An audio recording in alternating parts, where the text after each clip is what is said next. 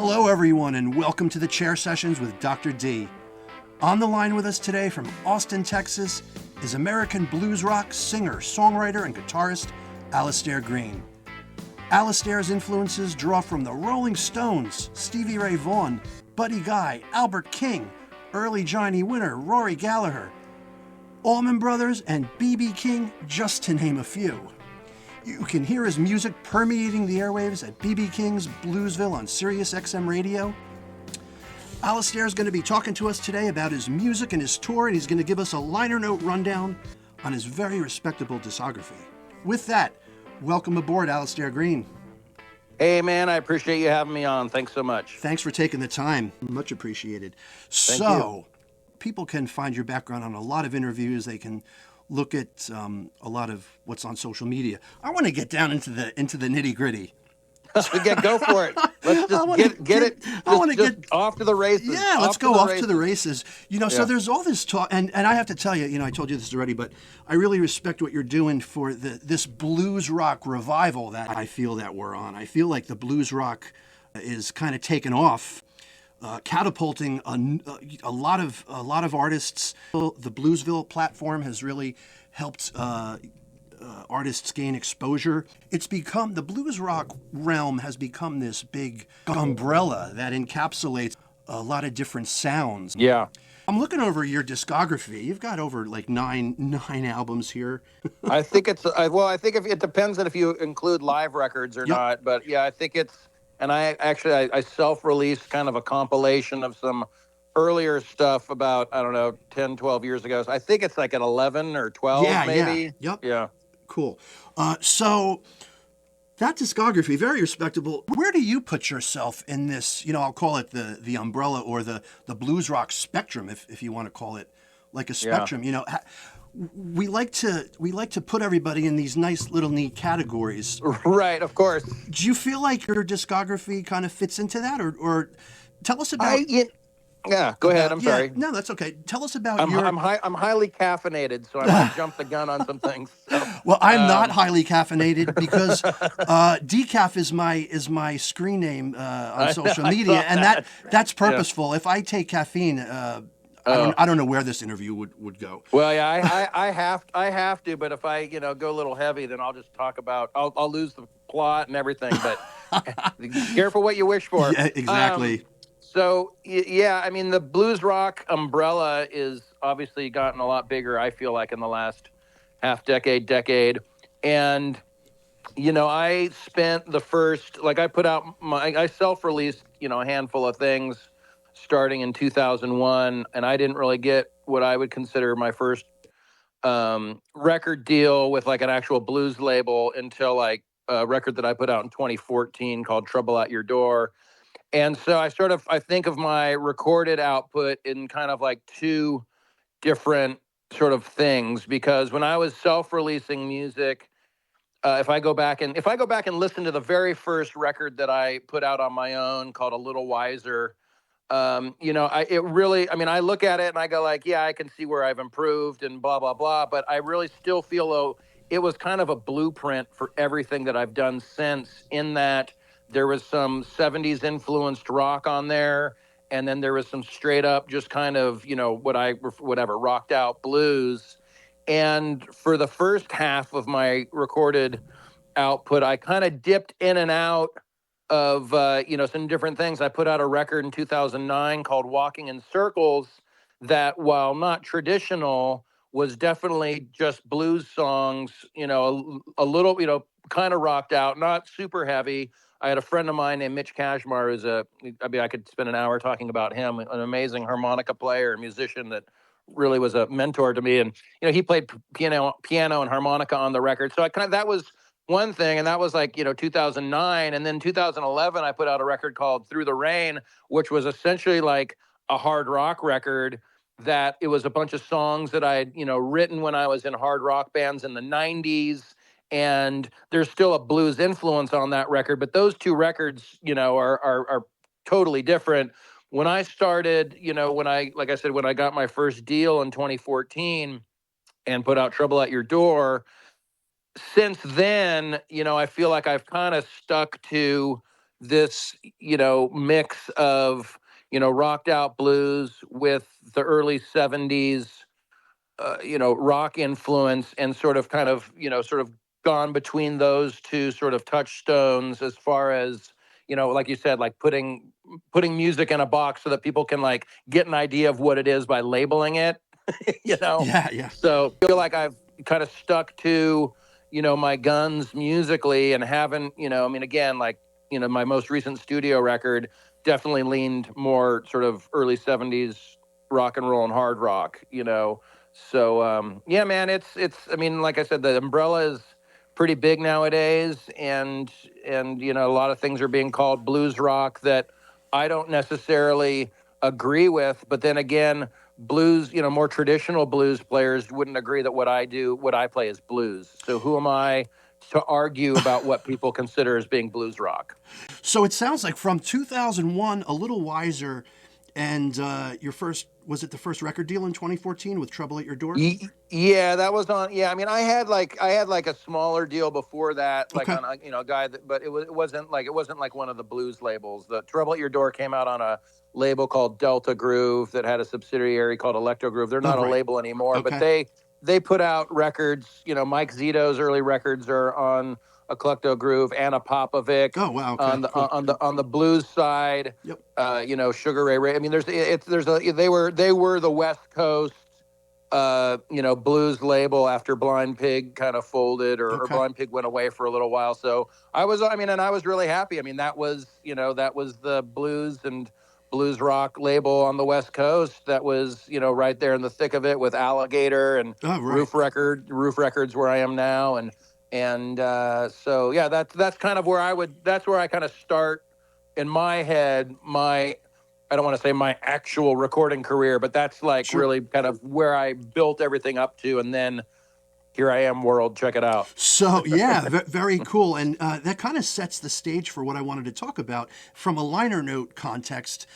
So from 2001, A Little Wiser, to 2014, The Trouble at Your Door, it's kind of like the first stage. So would you say that was your, like, finding yourself stage, finding your niche, finding your sound?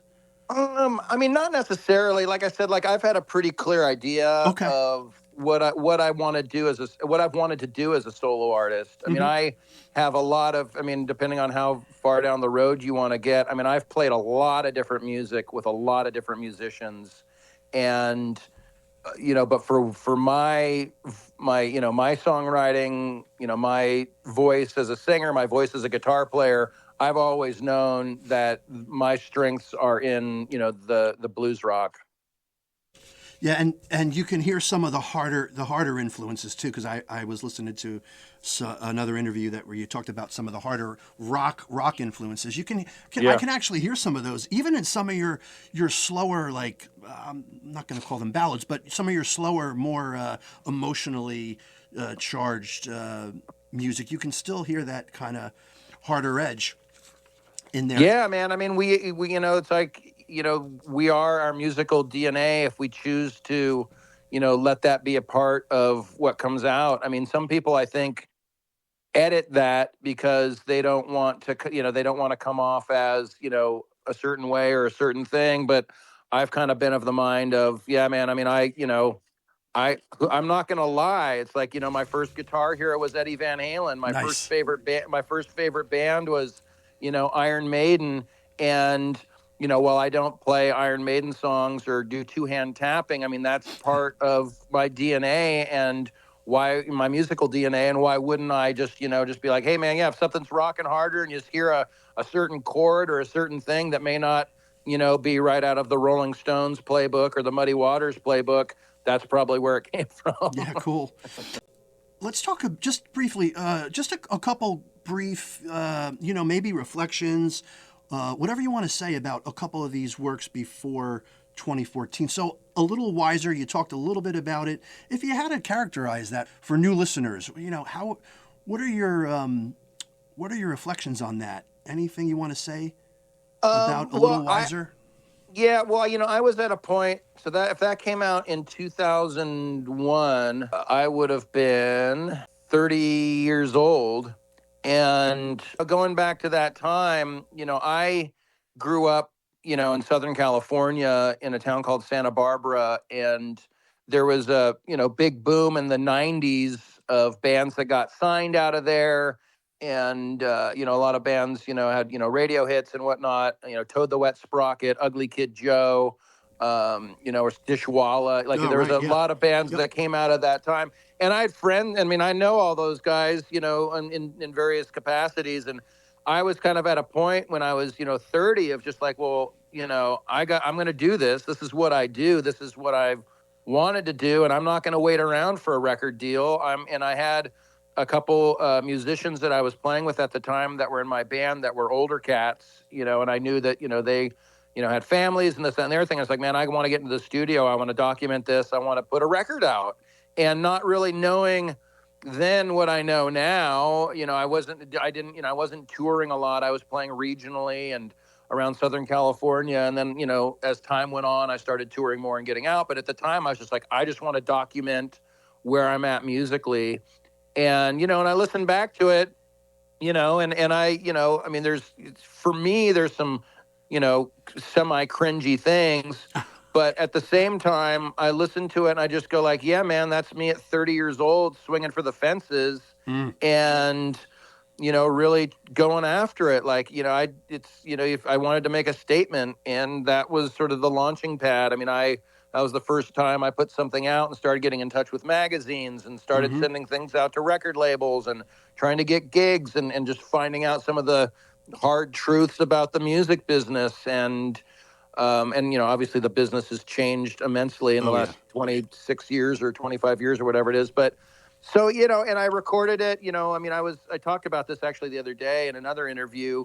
That record holds, some pretty special memories for me. The bass player on that record is no longer with us, and he was another one of my big musical big brothers. Jack Kennedy. I don't want to cry on your show, but that guy really, turned me on to a lot of great music. He was a big brother that I never had. He's no longer here, and he's the bass player on that record. And the recording engineer, who kind of co-produced the record with me, Robinson Eichenberry, was he's no longer with us, and he was just one of the most amazing people to walk planet Earth. He was a fantastic human being and an incredibly talented engineer.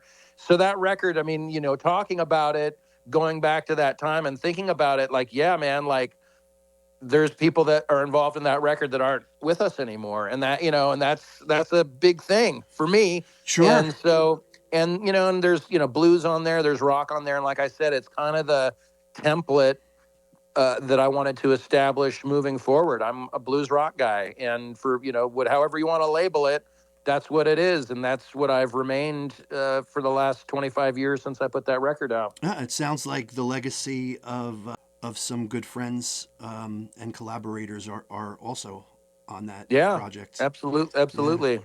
And you didn't waste any time, because in 2002 you put out an official bootleg live in LA.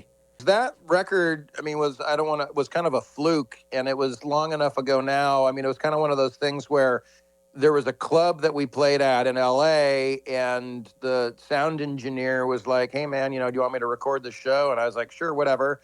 And then he gave me the tracks, and there was no mixing. It was just like, here's what I recorded off the board. And I actually took that record to Robinson. And at the time I had met this keyboard player. So for a brief period of time, I was in a trio. I had a Hammond player named Steve Utstein, who had played with Junior Wells, and he played with Candy Kane, and and we hadn't really rehearsed. And so this gig, I was just like, well, man, I've got a recording here, and we can master it and do some things with it and put it out. And that is raw. I was just going to say, sounds pretty raw. And at the time, I had started playing with a pretty legendary drummer that had moved to Santa Barbara named Ainsley Dunbar. And Ainsley was Journey's first drummer. He was in John Mayall and the Blues Breakers. He played on the big White Snake record with Here I Go Again. Oh, yeah. Yep. He played with Pat Trapp. He was one. If you don't know who he is, Google him. He lost the Hendrix gig to a coin toss and blah, blah. And anyhow, so I'd been playing with him. He moved to town. Actually, Jack and I were playing with him, and we had another keyboard player playing with him. And that music really challenged me technically as a guitar player. So when I listened to the live bootleg record that you're referring to, I was really like, my guitar chops were in a different place than they'd been previously and been since, quite honestly. And so so I can hear where I was at as a guitar player, being like, oh yeah, that's when I was learning Frank Zappa songs and some Neil Schon solos, and learning some stuff that was really, kind of, a big ask for me as a technical guitar player. And so that's what I hear when I listen to that record. It's just like, oh yeah, that was that time. Would you call it experimental? Yeah, I mean, I was just going for some things technically that I hadn't really before in the past. I mean, I grew up listening to, very technical guitar players, I mean, Joe Satriani and Steve Vai and a lot of those 80s guys were just, incredible. And I never really developed those chops because by the time I was kind of playing guitar and trying to learn that stuff, within 2 or 3 years, I got into blues and blues rock. So my playing just kind of went another direction. But I always loved, a lot of those players. So when I listen to that live record, it's like, oh yeah, I was, definitely trying to stretch out and flex my technical guitar player muscles. Nice. So then you had about 4 years in between, and then for the next one in 2006, looks like a project with Frank GOLDWASSER and the Alastair Greene Band. Yes, that was so, it's interesting, when I look back at my catalog, and part of what's interesting too, and I'm working on fixing this, is I branded things differently over the first, even up to what I was talking about with my 2014 record, Trouble at Your Door. I was, Alastair Greene, then it was the Alastair Greene Band, and then I released a few things as Alastair Greene Band. So you actually, if you go on Spotify, you have to actually do a couple different searches to find my entire discography, because because I kind of changed things around, not knowing that, 20 years later, if you go onto iTunes, it's not all going to be under one thing. Right. So that record, we were actually trying to do a record in between the bootleg record and the record with Frank, with my friend Mitch 𝐀𝐥𝐚𝐬𝐿, who I already mentioned, the harmonica player, who was in a band, and we were kind of, talking with him, and we were, we'd kind of, because Jack and Tom had played in Mitch's old band called the Pontiacs, which was, a West Coast, blues band, definitely more, traditional. And Mitch at the time, all of a sudden got the call to go play harmonica with the band War. And so we were kind of working with Mitch, doing some shows, talking about maybe recording, and then he got the War gig. And then I met Frank. Frank was from France originally, and he is a bad man. He is such an incredible encyclopedia. I mean that in the best possible way. He is an encyclopedia of blues guitar playing, and just one of he should be, mentioned in the same sentences as anybody playing contemporary, retro style blues guitar. And I've been very fortunate to have these older cats, and still to this day, some of the people that I really look up to that are older than me, recognize that, I want to learn this stuff. I want to learn how to do this. And Frank took me under his wing. He took me to Europe for the first time. And so we decided, like, man, let's just do something. Let's just make a record. And that record is more Frank than anything else. But I enjoy listening to it. It's pretty off the wall. There's a lot of crazy stuff on that record, blues wise. Cool. Even he was pushing some boundaries of what could be considered blues and whatnot. But that's one that people don't really know about, because it's not like my name front and center. It's Frank GOLDWASSER with the Alastair Greene Band. Mm-hmm. But that was that's a raw, crazy blues record with a lot of, and that was all live. I don't even, oh, wow. I think he may have, well, that's the thing, is a lot of these records, like, I have gone back and fixed things and done overdubs and all these things, but the majority of stuff that I've released has been pretty much the band live in the room, and then we'll go fix stuff. But that record, there may even be, like, the vocals may even be live. I mean, that was just us playing in the drummer's home studio, and that's what that record is. Cool. So had you been touring already before that? Not really. Like I said, I played regionally. I played locally. I didn't, I come from, because I grew up just north of Los Angeles in Santa Barbara, and I had a lot of friends, moved to Hollywood and LA after high school, and I'd go, that's where I got to see a lot of shows. I was close enough to go see huge shows at the Forum or the Long Beach Arena, and I was also close enough to go see shows at the Troubadour or the Whiskey or whatever. Yeah. So, the business model when I was growing up, and I was in rock bands, starting, I don't know, 1986, 87, the business model is you get your shit together and you go to LA and you get a deal. Yeah. And then that takes care of everything else. And so I wasn't aware of this other world that existed of, the DIY blues circuit, where it's like, yeah, man, you go book gigs and you go tour and you self-release or you get a, blues deal or whatever. Because again, I was kind of on the outside of that world because I was a blues rock guy. So I was still kind of the mind up until, later in the, 2000s, 2000, whatever, 10, 11, where it's like, oh, like, you need to be touring this stuff. And, the labels and booking agents, and it's like, unless you're doing it yourself, they're not gonna, unless you're young and pretty, they're not gonna sign you. No, I mean, that's real talk, yeah, dude. Like, absolutely. I was 30 when I put out, A Little Wiser, and so I'm not a childhood prodigy at that point. I'm not, you know what I'm saying? Like, I know exactly. As good as I may have been then, it's just like, no, man, you're past child prodigy phase. Like the way from point A to point B is to go play as many shows as you possibly can out on the road. And so I didn't really get that concept until later. And living in Southern California, and this is neither an excuse or whatever, this is a reality.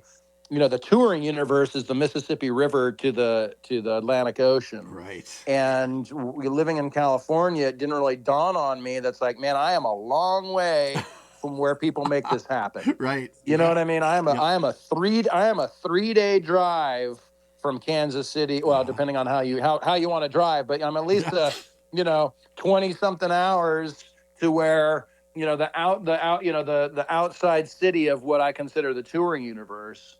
So, again, it's just like kind of a learn as you go thing. I honestly didn't really start, touring till later in my career because the business changed. Sure. I'm in the blues world now. I'm not in the rock world where you just go get signed and, your band's thrown against the wall to see if it sticks with, major label money. Yeah, right. And so it was just, it's just been a constant process of learning as I go. And so, yeah, man, I've, been touring incessantly since, the pandemic, especially. Mm-hmm. Walking in Circles came next in 2009. You said that was really more, got more into the blues songs. Yeah. What do you want to say about Walking in Circles? Any? I just started working with a different bass player at that point and, playing some more shows. And again, I was like, I just wanted to kind of capture, what I was doing, in the actual gigs that I was playing. It was just like, I wanted to make a record. The other thing is, this was kind of another lesson I learned from Mitch, was that, I want to write songs, learn enough songs where I can go play a gig with anybody that knows the language. And as a band leader, especially playing blues and blues rock, if you're not up at a certain level, you may not be able to afford to fly your band somewhere or to go do this or to go do that. And if I get called to go, hey man, such and such can't make this gig, can you step in? I need to be able to go fill 3 hours in a bar playing music, and I'm not going to give a bunch of dudes like a bunch of rock songs to learn and train wreck right. for $100. Right. So that record was like, man, I want to write some blues songs. I'd learned a bunch of songs at that point. I wanted to be like, yeah, I'm going to play an original song right now, and you've never heard it, but it's a shuffle in A, and I want you to play it in the style of, Jimmy Reed, and off we go, and I'm going to count it off. And then if you know what that means, I just played an original song with no rehearsal. Nice. Yeah. So You know what I'm saying? It So makes that it very, record, yeah. As far as writing goes, did you always know that you wanted to write your own stuff? Yeah, I mean, I started writing. I mean, when I first started playing guitar, that was like one of the first things. I mean, I was in a band in high school. You know, it was a hard rock band. You know, hard rock, heavy metal of the time. And yeah, I mean, I started writing songs out of the gate. Always written songs. I mean, you know, riffs and ideas and chords. And then as time went on, started feeling more comfortable writing lyrics. And then when I decided to, you know, take lead singing a lot more seriously, then it was just like, yeah, man, I have to write, you know, and write for what I'm comfortable doing as a vocalist and a songwriter and a guitar player. So nice. Yeah, man, always been writing from I want to almost day one. Love your lyrics. So, you know, you can definitely tell that you've cultivated that superpower, I'll call it. From Walking in Circles, we go to 2011 to Through the Rain. You said that was a little bit more harder edge, hard rock? Yeah, and you know, that was a record that actually took a long time to make. Just because of you know, finances and not really knowing what I was doing. In fact, I had started working on the songs for that record before Walking in Circles. I was just recording because I was in a band in the early '90s called 𝘲𝐿 with some friends, and we had a lot of cool songs. And I'd written a lot of music for that band, and I was just like, man, you know, we weren't very well recorded. You know, we had a demo, we had a couple things, and, you know, none of it saw the light of day.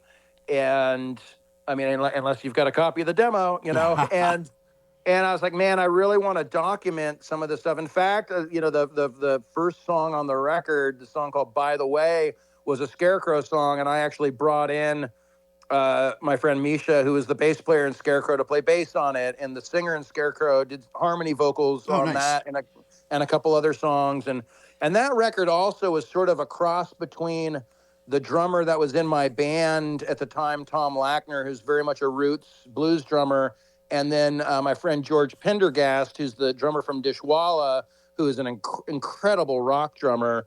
And so that record was really pieced together over, I mean, I would have to look, but I mean, a few years. And it was just like me, you know, hey, I've got this new song. Hey, I want to redo this old song that I wrote in 1992 or whatever. And so it was, I mean, you know, if there was ever sort of like what I would refer to as like a vanity project record for me, that was it. Cause it was like, I just want to document some of these songs. Like, I don't play anything off of that record live. Okay. And there was one song on there, maybe, you know, one song on there that was in rotation for a while called 𝑇hER Way, which was, you know, kind of a straight up, just kind of like rock and roll, Fabulous Thunderbirds rock and roll kind of song.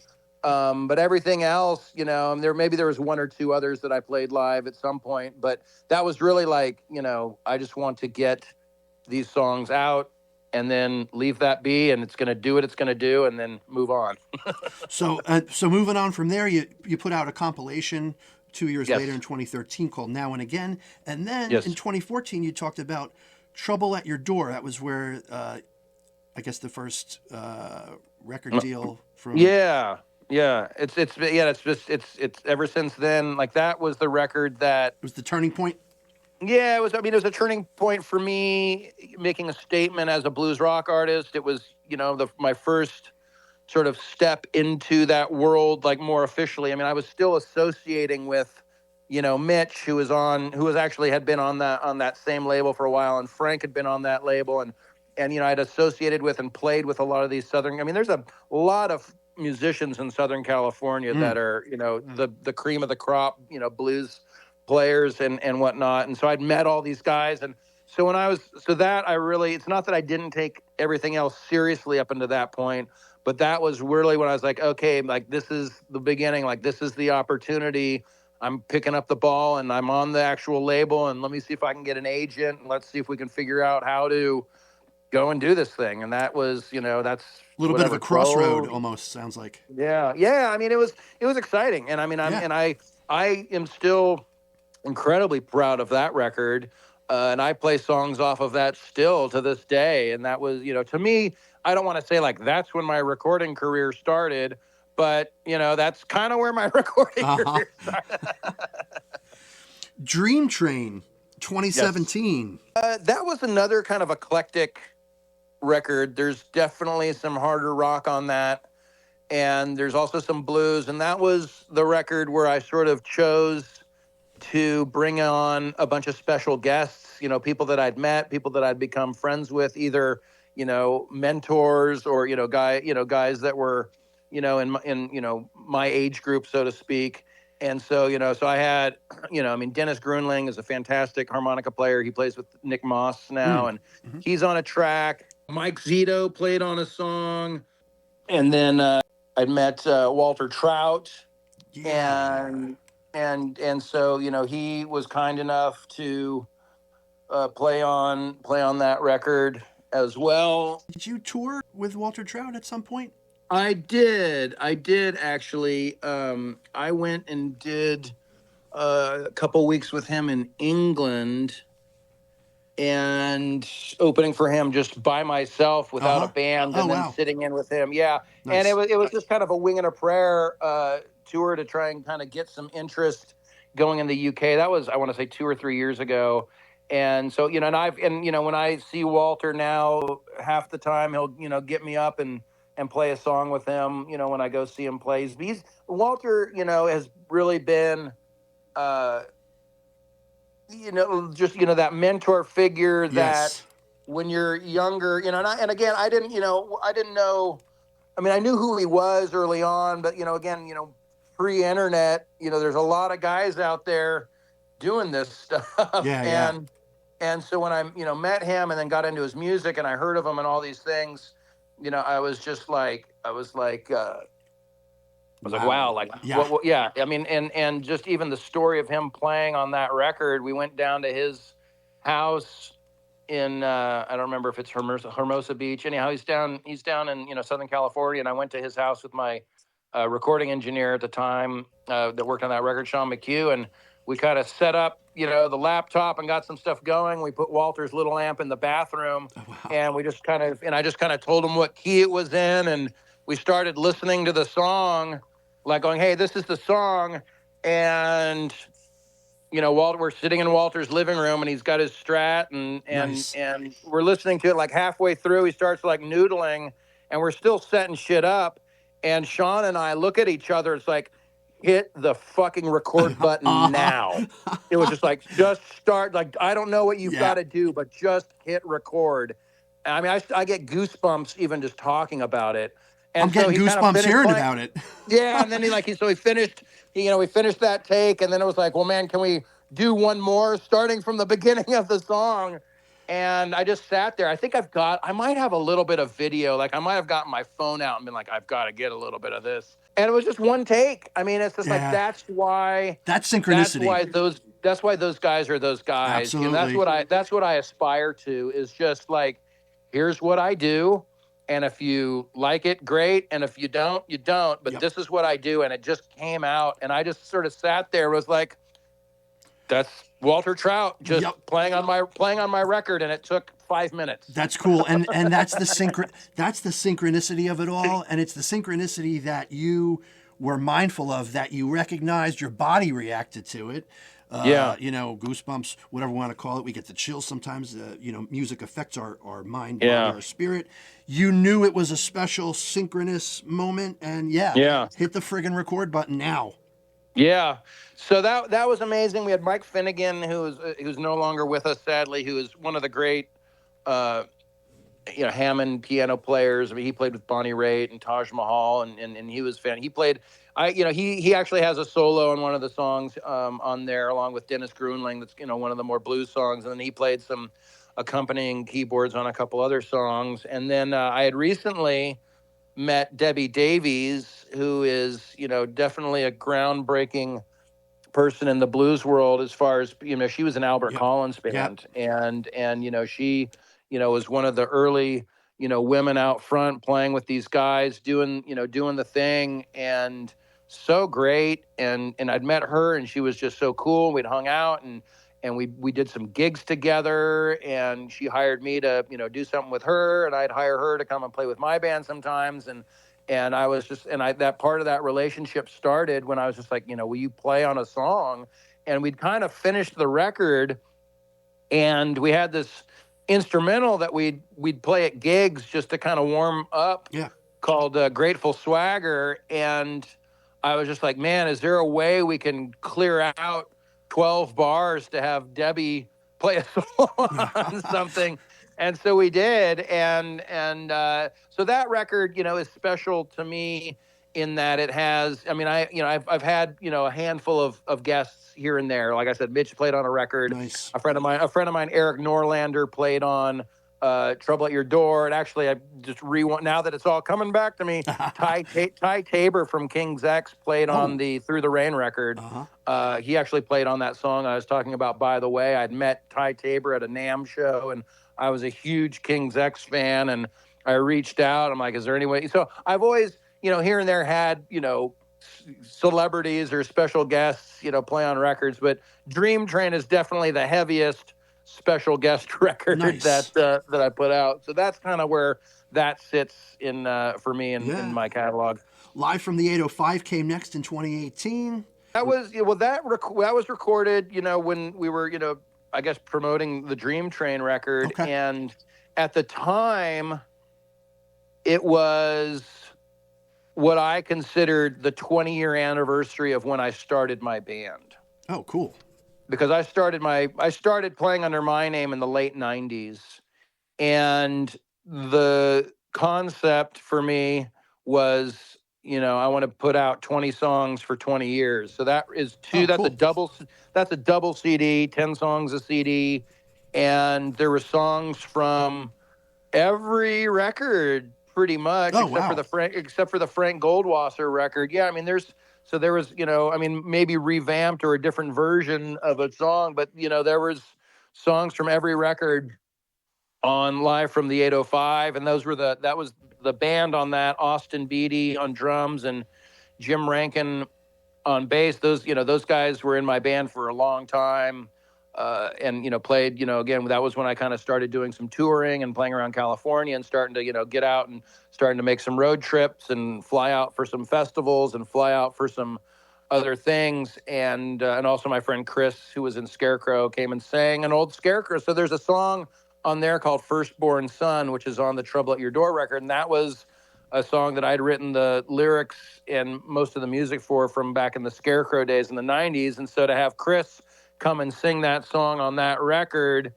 again, it's just like I'm, trying to kind of bring along the cool things from, or what I consider cool and meaningful things from my musical history, and keep them as touchstones as I, go through and make music up until this day. It chronicles your musical history, basically. Yeah, exactly. For those that want to take the deep dive. Yeah, you know what? And I'm taking the deep dive. And actually, I started the dive is where we're at right now with the 2020. The New World Blues is where I kind of came in and then started going backwards, taking the deep dive. But so I want to talk a little bit about New World Blues, because that one for me really, I got my starting point with your music there, and that one really it captured me on so many different levels.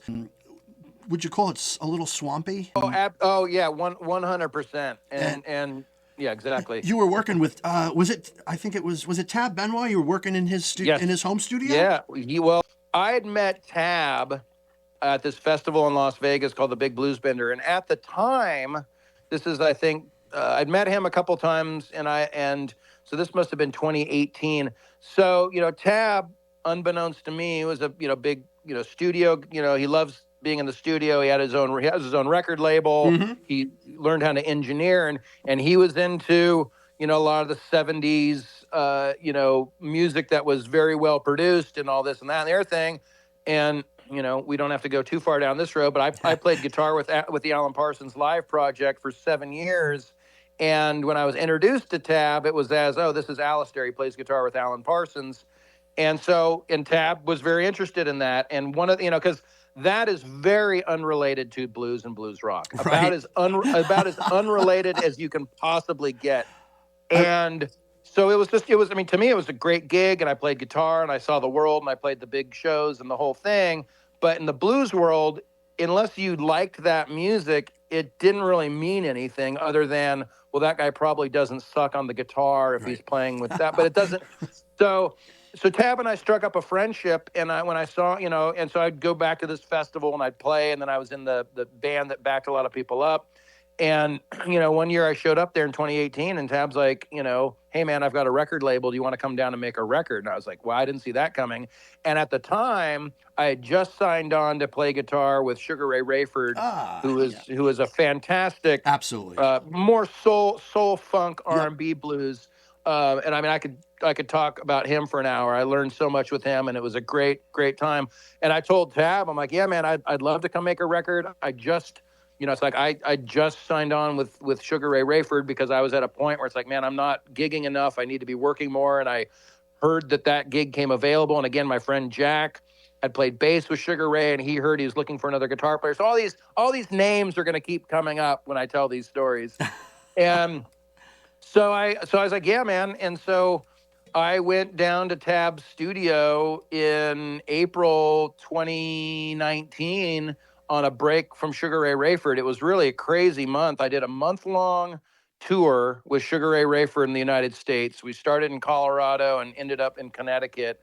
And from there, I flew to New Orleans, made a record with Tab Benoit for a week. And then from there, I flew to Toronto, Canada, to meet up with my two guys in my band to play this like concert series. So I was like, playing R&B funk blues for a month, and made a swampy blues record with Tab Benoit, and then went and played blues rock. I mean, if I was like, after that, whatever, 6 weeks was done, I was like, I can do anything if I can do that. So I think that's I think that's what kind of struck me about that album, is that there's a wide variety on there. You start with I think Living Today was Living Today, yeah. Living Today starts off with this high energy track, and then there's some funk in there with Lies and Fear, some rockabilly when you don't know what to do. That was kind of like a Cajun thing. That whole record, like I'd written the record and I'd had demoed a lot of it, and kind of had an idea of what I wanted to do. And when I showed up at the studio, Tab was just like, yeah, man, I didn't listen to your demos. I'm like, really? and he was just like, he's like, this is what we're going to do. You're going to show. And so his bass player, Corey, played bass on that record. Oh, Corey. I mean, I had an idea of what was going to happen. Like, this wasn't like all as a shock, but Tab's, way of doing records is show us the song. Let's capture our first impression, and that's it. Like, that's what it's going to be. So I subscribe to different ways of making records. There's something to be said for rehearsing the band, learning all the songs, going into the studio, nailing them. There's something to be said for learning the songs, going out on tour, playing them out on tour, and then going into the studio. And then there's like, show the guys the songs and record them and get that first initial reaction. So what was that like for you to kind of have to pop into that mode? It was fine because I'd done a lot of that. I mean, Trouble at Your Door was very live, but there were overdubs. This was going to be, Tab was like, I either want to do no overdubs or very little overdubs.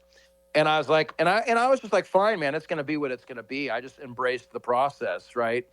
And what you hear on that record is, I'm just kind of looking at the track list in my head, in my memory. What you hear on that record is 99% live drums and live guitar.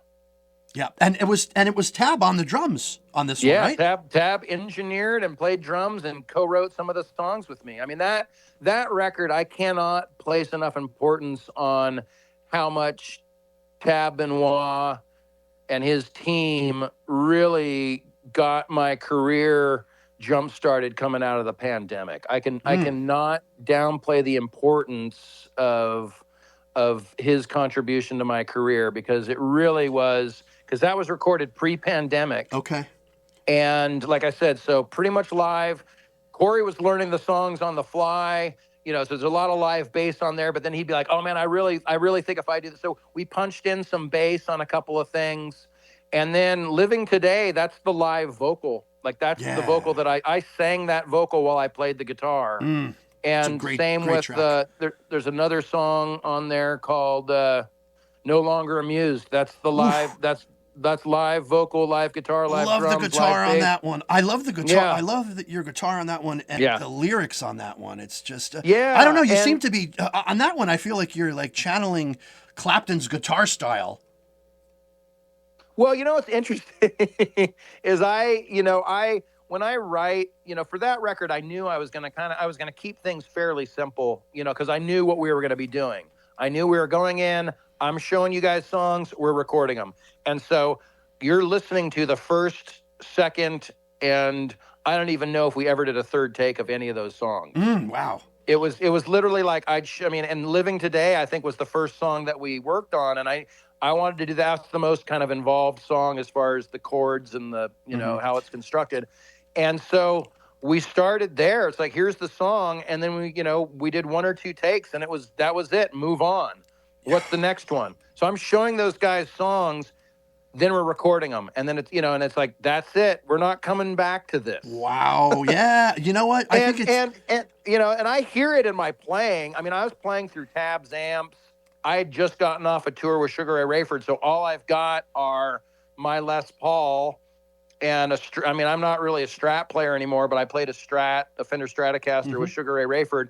Those are the guitars that I had with me on the road, and the only reason I really brought the Les Paul was because I knew I was going to be making the song with Tab, and I'm a Les Paul or Gibson guy when I do my thing. So it was really like I was really out of my element as far as like using his amp and I've got two guitars. I actually used his Telecaster on a couple songs.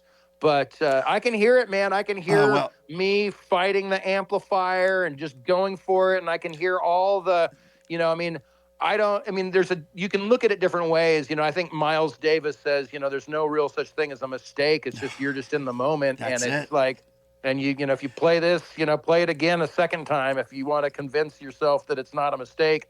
And that's a very raw record. I love it. Yep. I think that's why I love it. And there's a lot of fire on that one.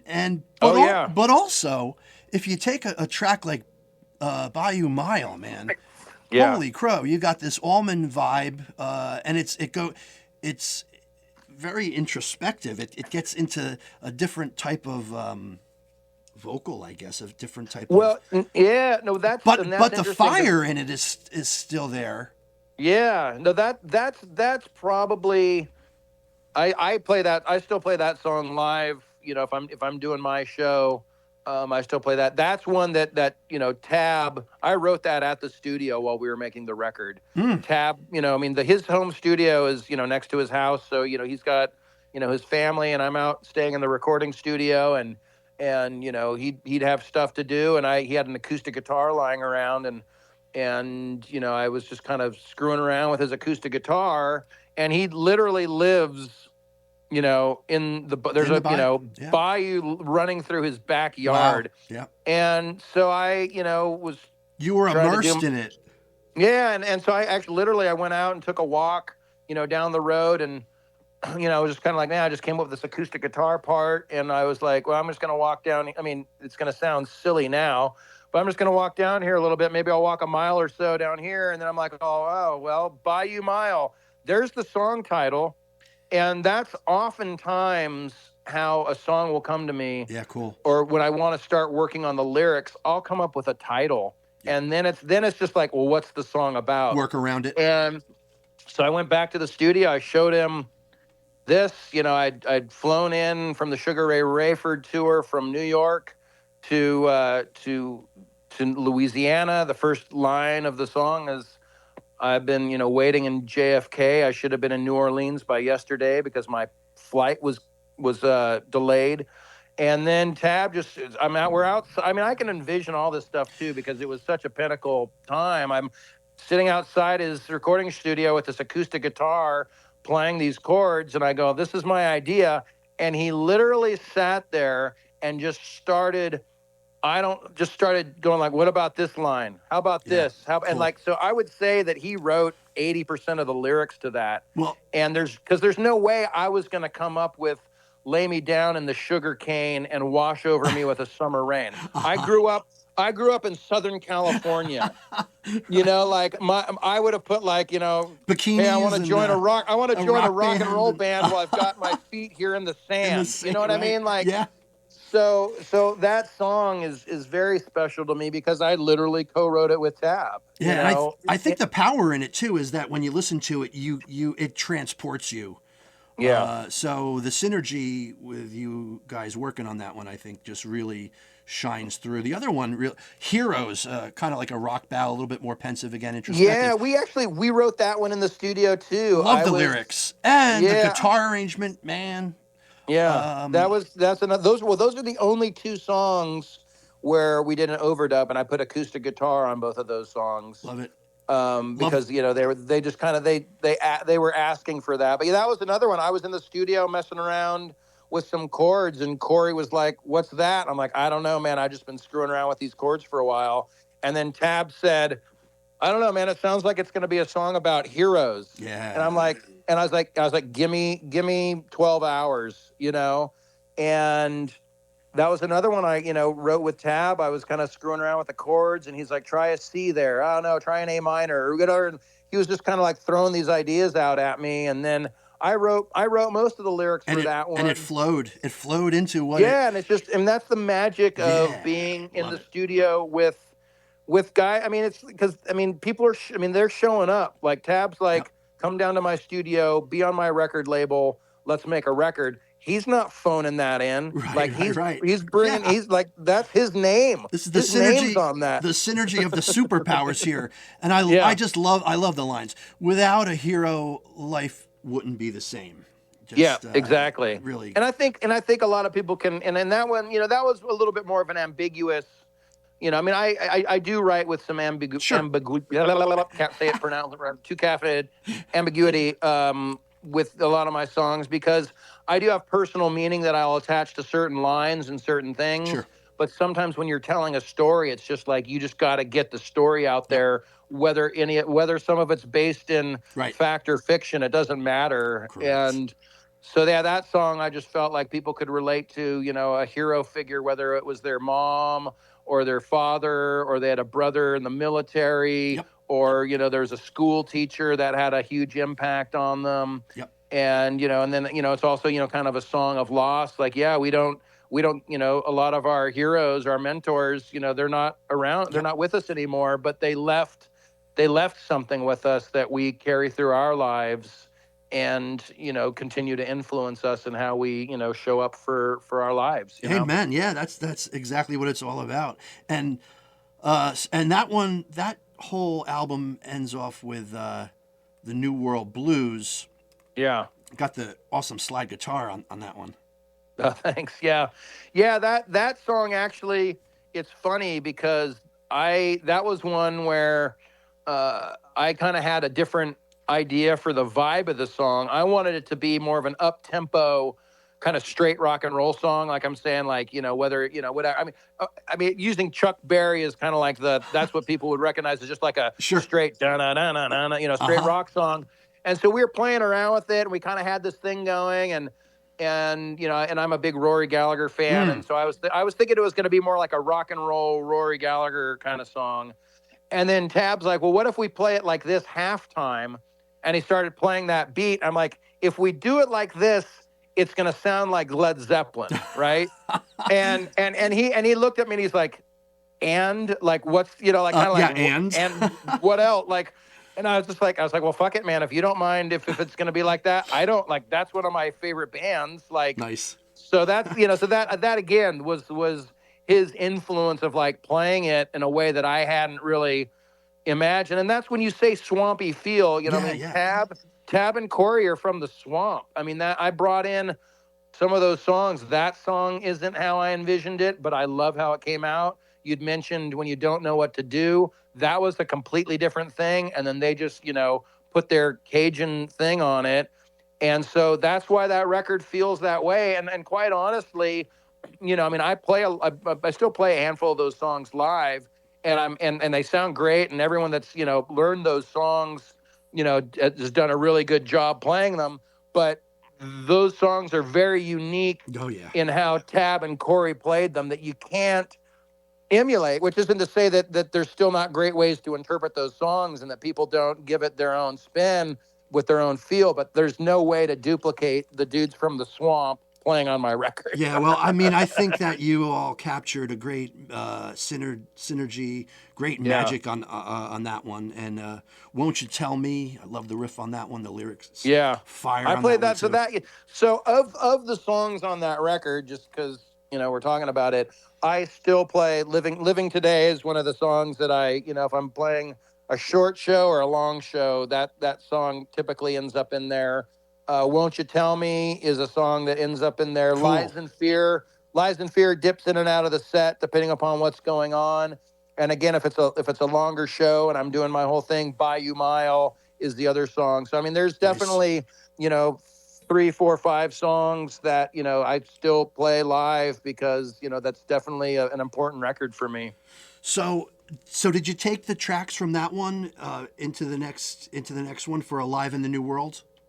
Well, that song, that record, I don't want to say it was an accident, but I had anyhow, we're coming out of the pandemic. We decided to release the record during the pandemic. Recorded in 2019. So yeah, 2020, it came out in the fall of 2020. And then, things started to kind of open up 2021, and Tab's always on the road. And so his manager was like, this was the business model at the time was Tab would make a record with an artist and take him out on tour, and he'd play drums and Corey would play bass. And I get on the tour bus and we go play my record and I sell a bunch of copies because I'm opening for the headliner and the headliner's playing drums in my band. Yep. And so, we just started touring that record, and we were only a couple weeks in, and we did, I want to say, a 4 or 5 night stand in Chicago at the City Winery. And I found out, I think I may have found out after the fact. I had a feeling this was happening, but I couldn't confirm it, that they were recording those shows. And you can pick up on various things. Sure. And so I was like, oh, maybe they're, whatever. So Tab never put out a live record from those shows, but I was just like, well, man, I want to get another record out. And so I went through and listened to all 5 shows. Wow. And cherry picked.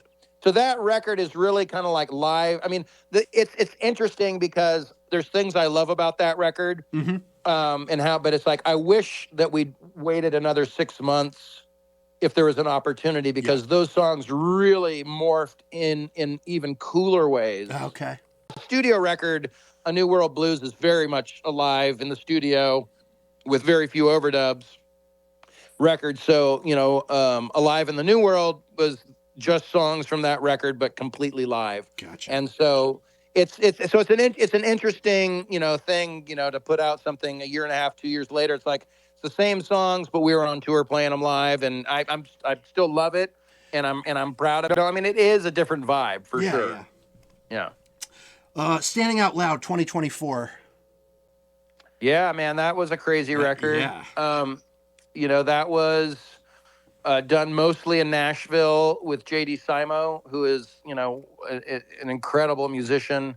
That was another kind of quick and dirty, show up at his studio, show the guys the songs and knock them down. My goal for that record, which was kind of like where I was kind of being, sort of, I guess, directed at the time, was definitely leaning more into the early 70s, the stuff that blues influenced, but was definitely rock and roll, and definitely rock.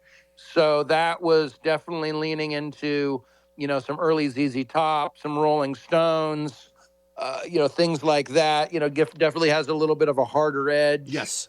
On some of those songs as well. And, and then JD had a lot of great ideas as far as switching up feels. And the guys that he brought in, like, these are dudes that I hadn't even met. And I'm just trusting JD. Sure. He's like, I've got this drummer that plays in my band I really want to use. And then there's this one bass player that I've played with a little bit, but I think he'd be perfect for the record. And I was just like, I mean, a lot of when you go to make a record, at somebody's studio, and whether they're, co-producing or engineering or whatever it is just sort of the trust of just like, well, man, I trust you, and I'm just going to let it happen and hope for the best. You know, Yeah, that's part of the magic. It's letting go, going with the flow, whatever you want to call it, right? And so, you know, I mean, that first song, the record opens with one of the heavier tracks. I think of that song, "You Can't Fool Me," as, you know, sort of like a ZZ Top Yes. just got paid kind of thing. Yep. with some different things. But that is, I think, the only thing that, I mean, the vocals on that record aren't live. I overdubbed all the vocals, but that is, with the exception of, I think, the bass player went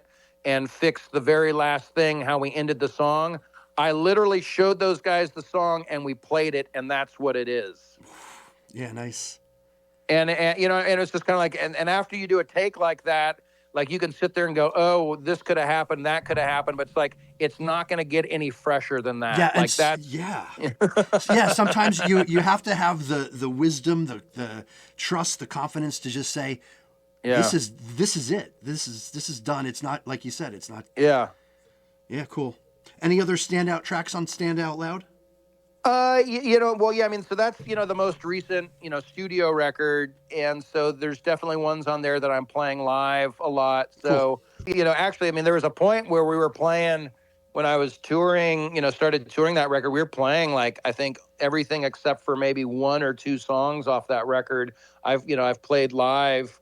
Slow Burn was the last song that was, you know, written when I was in Nashville. I really liked that song. I really wanted to capture a Stonesy slide thing. Nice. I really like how that came out. I really like how the song "In Trouble" came out. That was "In Trouble" was going to be another up tempo, kind of ZZ Top sort of thing, and JD was like, "No, man, let's make it sound like an old Free song with." You know, Paul Rogers. And then when you listen, when I tell you that now, if you go listen to that song, you're going to be like, oh, yeah, that sounds like, you know, they were trying to kind of emulate, you know, Fire and Water or All Right Now by Free. But if I don't tell you that, I have to listen to that now. Cool song. What's that? I got to go back and listen to that one now. Yeah, and then that song live ended up turning into a big long jam at the end. It turned into like this big, you know, kind of, I don't know what to say, Robin Trower meets, you know, Free, you know, big jam. I really like, so that song came out a lot differently than I'd intended, and I love it. And I love, you know, the last three songs I recorded really quickly here in Austin. I mean, I like the title track, Standing Out Loud, and then, you know, Temptation. Yeah, those songs made it onto the EP that we put out at the end of the year as well. Yeah, so it sounds like those are songs that are fun to play out live too. Oh yeah, no, absolutely. I mean, there's a lot. You know, I mean, I will say, you know, just on a guitar geek note, you know, with some of these things, like, I've gotten myself into, I don't want to say trouble, or I don't want to say I've gotten myself whatever. So it was like, I write in a lot of like open tunings, and so when I look at how I'm going to present live what it is that I want to do, like, I have to have, you know, these guitars and these different tunings and be able to, like, you know, kind of keep in mind as the show's going, like, oh, if I'm going to play this guitar, then I need to do these songs. So it's like, if I'm going to play, you know, Bayou Mile, I'm going to probably want to play Slow Burn after it because it's the same tuning, even though they're in different keys. So it's just kind of interesting for me when I, like, look at some of these records and go, oh yeah, that's one I did in that open tuning, and now I have to deal with it live. Yeah, right. Yeah. So, Live from Sin City came next, and were they tracks from Standing Out Loud, or was that? Yeah, well, so that was recorded in last Vegas, year, right? when we were on tour. We were opening for George Thorogood, and his sound guys were basically, you know, came up to me at one point and just said, hey, just, you know, like, again, after the fact, like, after we're halfway into this tour, was just kind of like, hey, just wanted to let you know we're recording all these shows, and I'll give you the files when we're done with the tour. So I have 12 shows of 45-minute sets of my band opening up for George Thorogood. And having gone through what I went through with Alive in the New World, where I listened to all 5 shows and picked the best versions of the. I mean, that was a process. For this one, I was like, I'd talk to the record label. I'd talk to, so I'm on Roof. So it's Standing Out Loud and Live in Sin City are on Roof Records. And I'd talk to Thomas Roof and I'm like, look, man, we got all these things, I definitely want to do another studio record. But in the meantime, it'd be really cool just to release an EP digitally because, that's embracing sort of the new sort of format of, the music world. And it's already recorded and this and that. It's not going to be a huge expenditure. And so Temptation is on, that's the opening track. Yeah, that's on. Great tune. And then I do the song Trouble at Your Door from the record of the same name. Then we do Standing Out Loud, the title track from the new record, Slow Burn from the new record. And then we're closing the shows with Meantown Blues by Johnny Winter. That's a 5-song EP. And, it's again, like we could have done a whole record, but it was like, let's just do an EP, put, these are the songs. And then we were also looking at the release date. And when are we going to put out the first single? When are we going to put this out? And it was like, well, the label's like, well, let's, we can put out a single on Halloween. And I'm like, oh, Halloween, Sin City, Temptation. Like, so it was sort of like, let's make a thing out of it. So that's, that was part of why we picked the Vegas show. Cool. And it was a great show. And there was, versions of those. Because I did go through and listen to some of the other versions of the songs from a couple of the other shows because I wanted to see how they sounded. Like we got to play the Ryman opening for Thorogood. We got to play Massey Hall in Toronto opening for Thorogood. So like those are significant historical venues. Yeah. And, and that was like once we started kind of talking about, the EP, it was just like, man, Vegas, Sin City, let's do that. Awesome. So the Temptation track that actually is getting some heavy rotation at Sirius Bluesville. Yeah. And it, like I said, it hit number 3 on the top 15. Well, actually, it ended up at number 1 for 1 week. Actually, yeah. Okay. That was hanging around that chart for a while. Yes. And so that's cool. It did hit number 1, but I know it because I was hearing it a lot on. I was like, and that's one of those songs where like you could hear it over and over again, and you're not getting sick of it. Like you just. That's good to hear. Yeah, you want to keep jamming to it. So you're going to be hitting my neck of the woods at the Lizzie Rose Music Room on April 30th. So tell us a little bit about that because that's a small room. You've got a lot of fire going on, but you've got the power trio format, and the Lizzie Rose, of course, is gonna lend itself to playing some of these like I think you called them the more introspective tunes. But I love when artists come in there and like start rattling those stained glass windows. It's right, yeah. It's like I have played there once before. I think it's been a couple years, and. I really like that room for that reason. I feel like there's certain things I like to consider. This may be patting myself on the back too much, but I like to consider the fact that I'm very venue sensitive when it comes to what show I put on.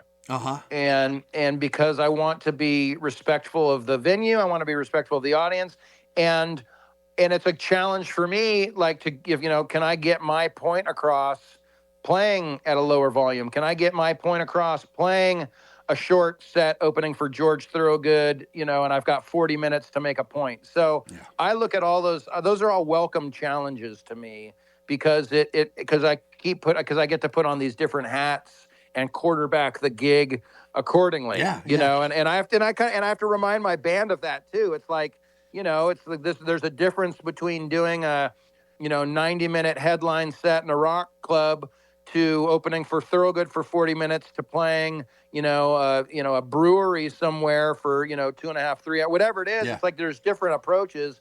And so, my approach at Lizzie Rose is definitely to get into some of, Bayou Mile and, some of these other songs that are a little bit softer. and it also lends itself to, not that I want to bend people's ears too much, but when it is an intimate setting like that, I do get a little bit more into the VH1 storytellers element of some of the songs and talk about them a little bit because, I find it interesting. I mean, I don't want to like sit there and spend 10 minutes talking about, like I was talking to you about how some of these songs came about. It's like, shut up and play a song already. But that's why we do this.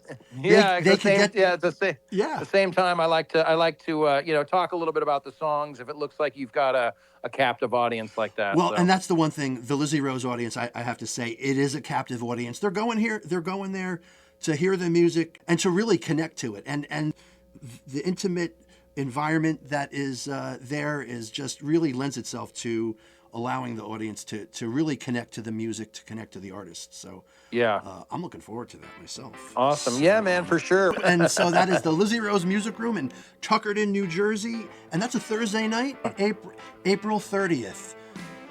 Tickets, still a few tickets available, so get them while they're hot. And yes, sir.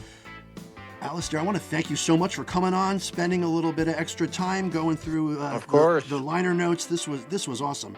And no, man, I like you were saying, like I have, I don't want to say I've like done a million interviews, but I've, done, promoting records and promoting shows and talking about stuff. And this was definitely one where I felt like I was, it was pertinent for me to address some of these really important parts of my life and my career that I don't talk about all the time because, not everybody wants to know that stuff, and as the artist and everyone, everyone like has their lives that they've lived and sometimes it's you don't really expect to be able to be able to tell some of those stories. So yeah, it was interesting. And, things came back to me as we were talking about some of the recording of these records. And I was like, oh yeah.